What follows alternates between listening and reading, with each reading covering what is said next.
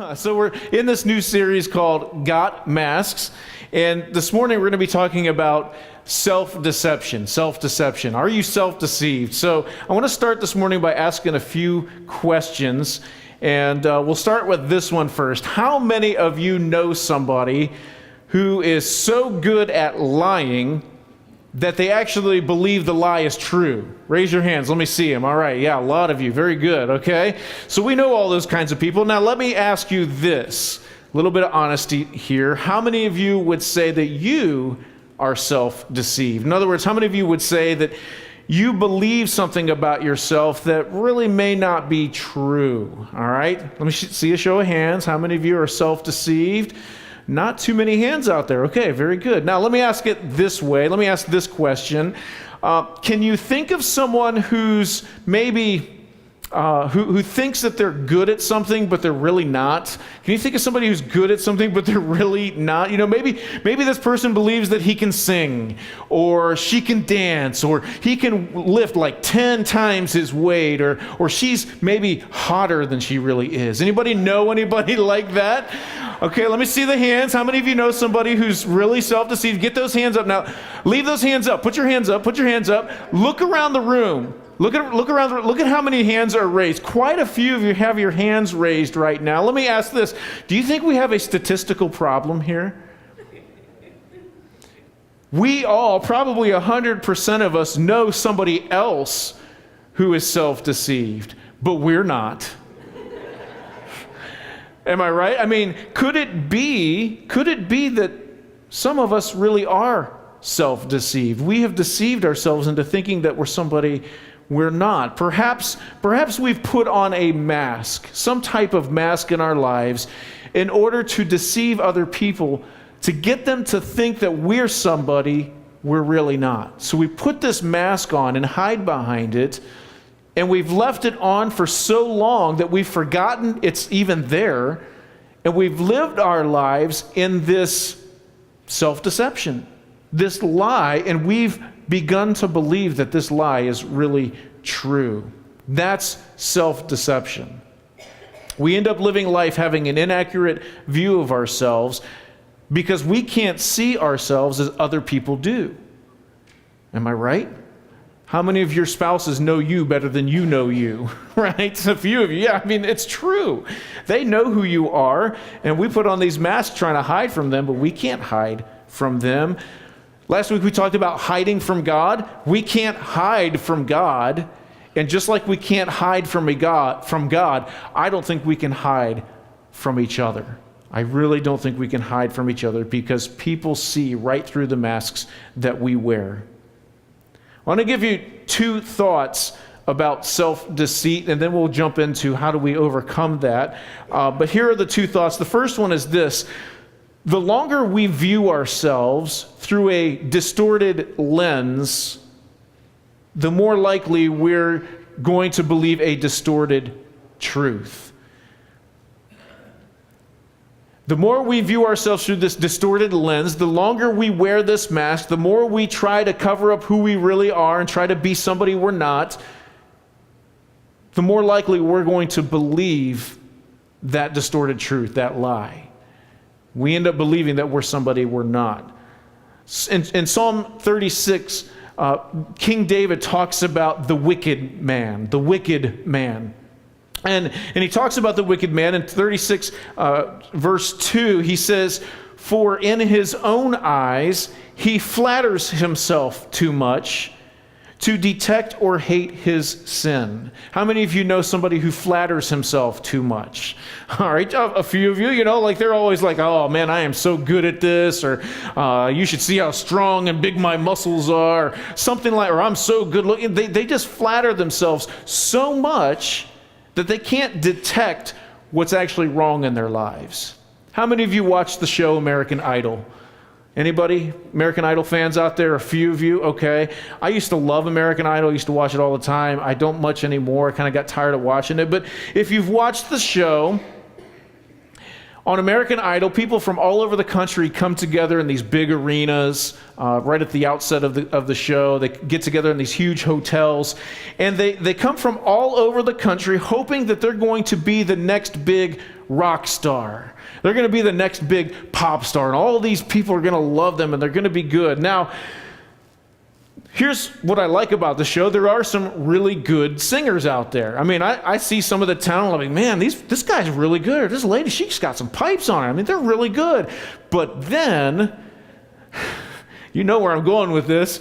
There are the really bad singers. I mean, they are awful. They're terrible. What gets me about some of these bad singers, a lot of these bad singers, is they think they can sing. I mean, what's the deal with that? They really, truly think they can sing, and they're awful. And to top it off, they show up in these arenas, they show up at these hotels, and they've got their family around them, and they got their mom, their mom is there going on and on about how good they are, and I love to hear his voice, and it makes me cry, and it's so beautiful. And their friends are there cheering them on, and like, yeah, they're going to Hollywood, And so what happens? They go into the room to audition, right? They sing their song, and then what happens? The judges, they tear them apart. They're like, "You're awful, dude. You shouldn't even be here. You don't even belong in singing. You're not a real singer." And they just rip them apart, and they come out of the room without that golden ticket.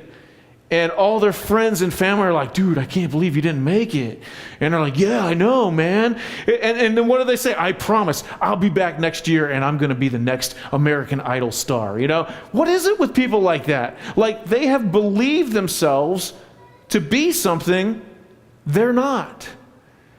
And I think we get caught up in this a lot. We see this all the time. People flatter themselves so much that they don't see themselves for who they really are.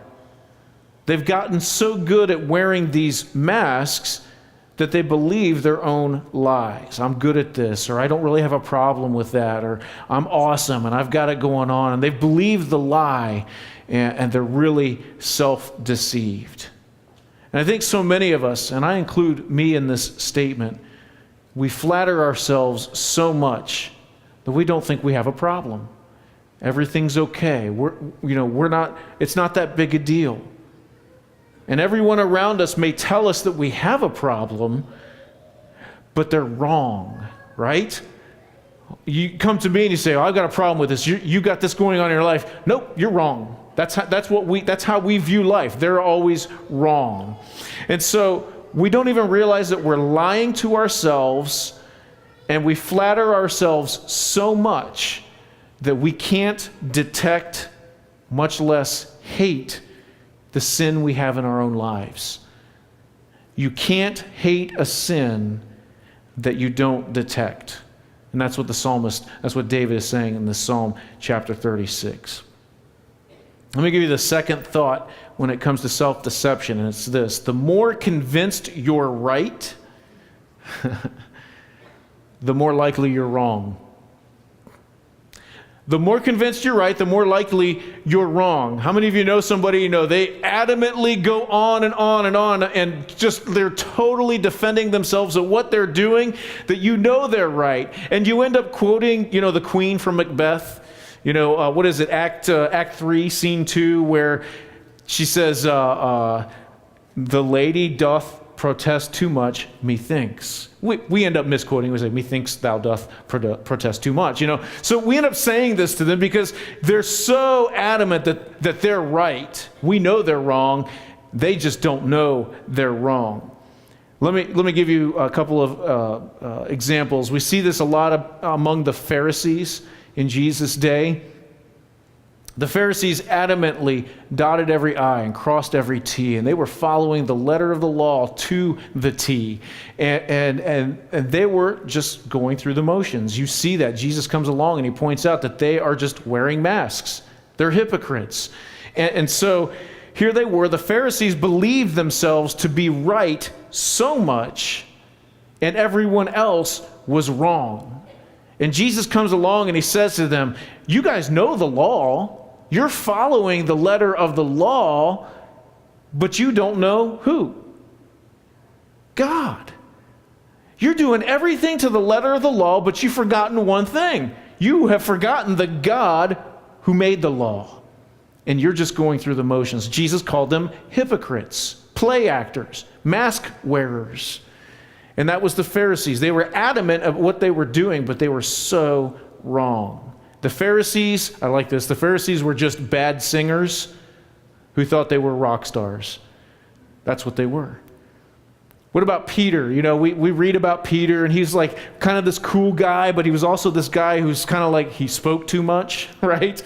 All right, now Jesus tells his apostles, I'm going to Jerusalem, I'm going to face death, I got to die, and then I'll rise from the dead. And Peter says, he gets in Jesus' face. There's no way I'm going to let this happen to you. He is adamant that he would stand by Jesus no matter what. Matthew 26. It says this, Peter replied, even if all fall away on account of you, I never will. Verse 34, I tell you the truth. Jesus answered, this very night before the rooster crows, you will disown me 3 times. Verse 35, but Peter declared, even if I have to die with you, I'll never disown you. Here's Peter. He's adamantly opposing Jesus and adamantly saying, I am right, you're wrong, I am not going to disown you. And just a few hours later, we see Peter outside crying like a little baby because he had just disowned Jesus 3 times before the rooster even crowed. Rooster even crowed. So Peter was so adamant that he was right. He was actually wrong. The Pharisees were convinced they were right. Peter was convinced he was right. People in our lives are convinced that they're right. And I think like the Pharisees and like Peter, we're only deceiving ourselves. We're not deceiving people around us. All right? Try telling somebody he drinks too much. Try telling someone that they're addicted to their pain pills. Try telling someone that her actions were wrong. Call somebody on the carpet for doing something wrong. What do you get in return? Denial, self-defense. That's what happens because we're right, you're wrong. That's how we view life. So we get all these self-defensive arguments. I can handle my alcohol. I can quit anytime I want. And they're so adamant about saying that they can do that. Or I'm not addicted to my pain pills. I need it for my tennis elbow, you know? I need them for my pain. Or it wasn't that big a deal what I did. I mean, I just said what I had to say and I got it over with, you know? It wasn't that big a deal. And they're so adamant that they're right. We know they're wrong. The more adamant and the more defensive you are, the more likely you're self-deceived. You're self-deceived. Now, this is a difficult message to preach. And the reason being, going back right at the beginning of the message, you know, just a few of us admitted maybe we're self-deceived, but we know a bunch of people who are self-deceived. We know other people are. So I'm trying to preach to a crowd that maybe some of you don't realize you're self-deceived. So how do I preach this message and get you to realize, oh, maybe there is something in my life that I've been lying to myself about and trying to lie to other people about and really take off this mask? How do I get that? How do I get you there? Write this down in your notes because here's the point I'm trying to make. People who don't know they don't know. People who don't know they don't know. And it's so true. You know, we think we're so right that we're just blinded by the mask we've put on in our own lives. We don't know that we don't know. So how do I preach this message? How do we know what we don't know so that we can stop hiding behind the masks that we've forgotten we've put on? Well, what I want to challenge you to do this morning is really listen from your perspective. Listen from your perspective, okay? Some of you might be thinking, oh man, I wish so-and-so were here to hear this. How many messages do you walk out of here saying, oh man, I wish so-and-so were here to hear this, right? I want you, each and every one of you, to hear this for yourself, not for somebody else. So I want you to ask God, what is God specifically saying to me this morning? What is God specifically saying to me? So I'm going to talk about the 3 steps that it's going to take to help us drop our masks in order to overcome this self-deception and help us to live in the truth. Here's the first step we need to take. And in everything and anything we do, we need to pray. prayer it should be the first thing we do in everything, in anything we do. I think in this case, we need to go to God and we need to ask Him, what do I have going on in my life that I don't see as truth? How have I deceived myself? What mask did I put on so long ago that I forgot I even put it on? Lord, how did I try to deceive other people and end up believing my own deceit? We need to pray. Look at Psalm chapter 139, verses 23 and 24. It's such an important prayer, so poignant in King David's life, so poignant, I think, in our lives. This is a very open-hearted, honest, and piercing prayer. David writes this, "Search me, O God, and know my heart. Test me and know my anxious thoughts. See if there is any offensive way in me, and lead me in the way everlasting." David pours his heart out to God. We know David as a man after God's own heart. And he pours his heart out to God saying, "Search me. Get to know me, Lord. Tell me what's going on in my life." So here's the challenge. This week in your ladies' Bible studies, or in your men's small group, or in your homes with your family, in your own quiet time, each day with God, I want to challenge you to pray that prayer. To really sit before God and say, "Search me, try me, test me in this. See if there's any way in me that's a little messed up." And I've printed that out in your sermon outlines, in your bulletins. So you've got it right there. Take it with you wherever you go this week. Whenever you see it, pray that prayer. And honestly, pray it to God and ask Him, is there anything in my life that you need to test and see if it's there or not? We need to pray. See if God would show you something that might be displeasing to Him. So we need to pray. Here's the second step. Listen. We need to listen. We need to listen to God, and we need to listen to what God might be saying through other people in our lives. I believe each of you has people in your life that love you, and sometimes it's hard to listen to what they have to say sometimes. But the challenge is, listen to what God might be saying through these people in your lives. Proverbs 15:31, it says, "He who listens to a life-giving rebuke will be at home among the wise." We get a little concerned about that. We don't like to hear rebuke, right? We hate rebuke. Somebody comes to us and points out a flaw, we get all defensive. There's no way I'm listening to that. But it's such a beautiful phrase, this life-giving rebuke.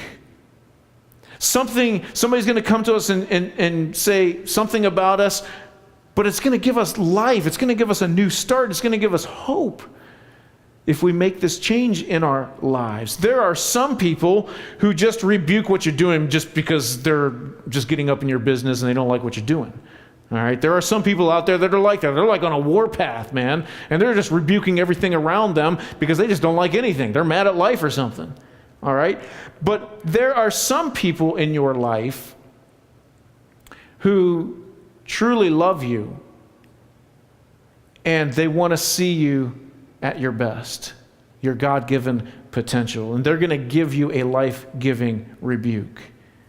Now, on the one side, some of you need to obey God's direction, and you need to love someone enough to actually give them a life-giving rebuke. You need to go to these people and say, "Hey, you've got something going on in your life. You got to fix this. You're going down the wrong road. You need to stop doing this. You're going to end up in a place you don't want to be." You need to go to these people because it's affecting his marriage or her relationship with her mom and dad or whatever it is. You need to get in their face and just love them enough and say, "Listen, don't do this."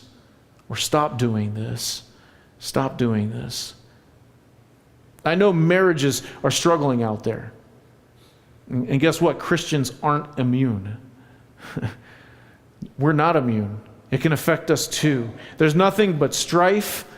Maybe one spouse wants to leave the other in pursuit of something better, and you know somebody out there is going through this right now. And you know that if they do this, it's going to mess up their family. And everybody's sitting around and saying, oh, we need to pray for them. They need prayer. Yeah, they need prayer.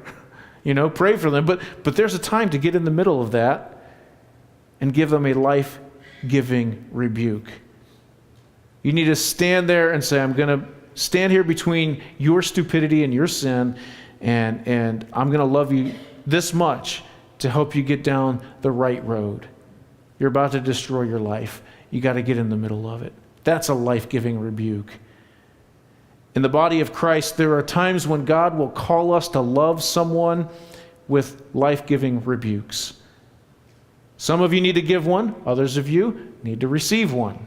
So, Proverbs 15:32, the very next verse. Solomon writes, he who ignores discipline despises himself. You catch that?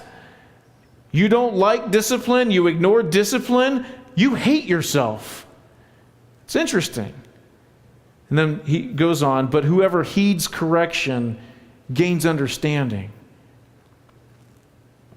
If more than one person who loves you comes to you and says you've got a problem, then you've got a problem. Right? If more than one person who loves you is telling you that you have a problem with something, you need to listen. You need to listen to what these people are saying around you. All of your friends are telling you not to date that person because he's a jerk or she's a cheater. You're struggling financially and everyone's telling you not to go out and buy that iPhone 5C. People are trying to tell you that you drink too much or you're eating too much junk food or you're tanning so much you look like leather. All right? There are people around you that are telling you that your language is really bad and your attitude stinks. Listen to the people who love you. They care about you. Now here's what I want you to do. In your notes, I've left a little bit of space for you to fill in. Not a whole lot, but I want you to answer that question. What is God or what is a loved one trying to tell you? Now some of you, I think you could probably answer that pretty quickly. There's this blaring thing, people are all around you saying you need to change this. And God is telling you this morning, the Holy Spirit's working in your heart, you need to change this. You could write it in real quickly what that is. It's time to drop the mask. Others of you, it might take a little while. Might take a little while to come up with something. Why? You don't know that you don't know. People who don't know they don't know. So it might take you a little while, but I want you to pray. I want you to listen. And over time, God will show you these forgotten masks that you've been wearing. Pray, listen, here's the third step. When God does show it to you, when He does show you this mask that you've been wearing, change. Change. See, this is very simple this morning, but a lot of us don't realize we're wearing these masks. For some of you, change is going to happen today. You've written down, yep, this is what people are telling me. This is what God's saying to me today. I got to change this. Some of you are going to make that decision to change today. And your life is never going to be the same. It's going to be better. And you're going to be more intimate with God. And you're going to have this mature walk with Jesus Christ. And people around you are going to be so proud of you because you made that decision to change. But for others of you, it's going to be a long, drawn-out process. Because you've believed this lie for so long. You've worn this mask for so long that you forgot what you really look like underneath. So you might have multiple layers to peel back and throw off and shed. So some of you might need counseling. That's okay. Go get counseling. All right? Some of you might need rehabilitation. That's fine. Check yourself in. Go get clean. You're going to need people to pray for you. Get those people to pray for you. You're going to need help and support, and it's going to take time for some of you to pull these masks off. But here's the key verse. James chapter 1, verse 22. And he says it so poignantly, it's hard to ignore. James says, do not merely listen to the word and so deceive yourselves. I love that. You know, we got a lot of people out there. We're hearing what God has to say. We're reading the Bible, or we're coming to Sunday morning worship services, and the preacher rants on and on about this stuff, and we're hearing what the Bible has to say. We're hearing what God has to say, but yet some of us walk right out these doors, and it's like we're a total different person out there. We're not the people that we are when we're sitting in this room on Sunday morning. We're going right out these doors and we're just deceiving ourselves and not doing what the Word of God says. So James says, don't merely listen to the Word and so deceive yourselves. What are we going to do? We're going to, oh, come on, you can be more enthusiastic than that. What are we going to do? Yeah, we're going to do what it says. We're going to do what it says. That's so poignant. The Holy Spirit, I think, is probably speaking to a lot of you right now, and He's revealed this forgotten mask. Something that you put on a long time ago, and you've now believed that it's actually the truth. And God's going to pull off this mask. So what is it? What is it for you? What is this mask that you might have put on a long time ago that led to this self-deceit? Maybe it's this happy marriage mask, you know? You put on this mask and you said, my marriage is great. It's awesome. I love it. And you've deceived yourselves into thinking, yeah, my marriage rocks. But in reality, your marriage is in trouble. You've started to believe a lie that you've told yourself and you tell other people. Take off the mask. Some of you might be wearing a religious mask. You've put on this mask and you go through the motions and you appear to be someone who's very religious, very faithful to God. You show up to church on Sunday morning, you come to Sunday school, and I don't know, maybe you pray over a meal or something. You've worn this mask so long that you know all the right words. Ever hear of Christianese? How many of you speak Christianese? We know all the right words. Oh, bless you, and holy, and whatever, transubstantiate, whatever words we're using out there. We know all the right words to say, but man, you haven't talked to God in months. You put on this religious mask and you go through the motions, and like the Pharisees, that's all it is. You just don't have this relationship with God. Stop deceiving yourselves. Take off the mask. Some of you are wearing an image mask. You're wearing this image mask. You're hiding behind your iPhone, or you're hiding behind your makeup or the clothes you wear. You've allowed things in life to define who you are instead of allowing God to define who you are. So you're hiding behind this mask, portraying to everybody that who I am is because of the things I have in life. You might think that people around you find you attractive. You might think I find you attractive because of your hair and your makeup and your style or whatever. No way. What's attractive is the person who defines himself or herself in the eyes of God. Are you defined by God? Take off the mask, throw it away, and live for Him. But there's a fear. There's a fear of taking these masks off, right? We don't want to hear the truth. The truth stings. The truth hurts. We don't want to hear the truth. But Jesus said, then you will know the truth, and the truth will what? What? That doesn't sound right. John 8:32, then you will know the truth, and the truth will set you free. Are you ready to be set free in Jesus Christ? Are you ready to drop these masks and be set free because of the truth? Satan doesn't want you to be set free. He's the father of lies. He's the deceitful one. And as long as he gets you to hide behind the lies, he'll get you to start believing the lies are true. And once you believe the lies to be true, you deceive yourself, and you're held captive by Satan himself. Jesus said, I am the way, the what? The what? the truth, and the life. Jesus is the truth. And He can set you free. He can set you free. Embrace the risen Son of God, Jesus Christ. And if you do that, you'll remove the lies and will live for Him.